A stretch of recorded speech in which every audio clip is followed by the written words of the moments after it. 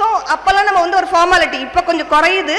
அப்போ நம்ம என்ன பண்ணுவோம், எங்கேயாவது வெளியே போகிறோம், ஏதாவது போகிறோன்னா நம்ம போய் எல்லார்கிட்டையும் நாங்கள் போயிட்டு வரோம், நாங்கள் இது பண்ணுறோன்னு சொல்லிப்போம்.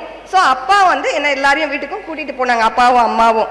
எல்லாரும் சொன்னாங்க, என்ன உன் பொண்ணு வந்து, நான் எத்ராஜ் காலேஜில் படிச்சுட்டு இருந்தேன் ஃபர்ஸ்ட் இயர், அப்போ தான் மேக்ஸ், பிஎஸ்சி மேக்ஸ், 2 months தான் ஆகுது, நீ ஒரு என்ஜினியரிங், அவள் வந்து எத்ராஜ் காலேஜில் படிக்கிறா, எதுக்கு வந்து நீங்கள் அதை டிஸ்டர்ப் பண்ணி கொண்டு போய் அவ்வளோ தூரத்தில் படிக்கிறதுக்கு சேர்க்குறீங்க, பிஎஸ்சி முடிச்சோன்னே மேக்ஸ் முடிச்சோன்னே ஒரு கல்யாணத்தை பண்ணி வச்சிடலாமே அப்படின்னு சொல்லி எல்லாரும் சொன்னாங்க.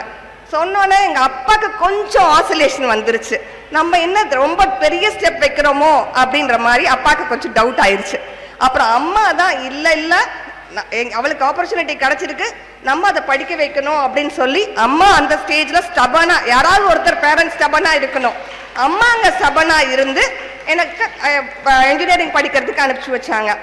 நமக்கு எது பிடிச்சிருக்கோ, பசங்களுக்கு எது பிடிச்சிருக்கோ அதை நம்ம அலோவ் பண்ணோம்னா அவங்க அதில் பெட்டராக வருவாங்கன்றது என்னோட பர்சனல் எக்ஸ்பீரியன்ஸ்.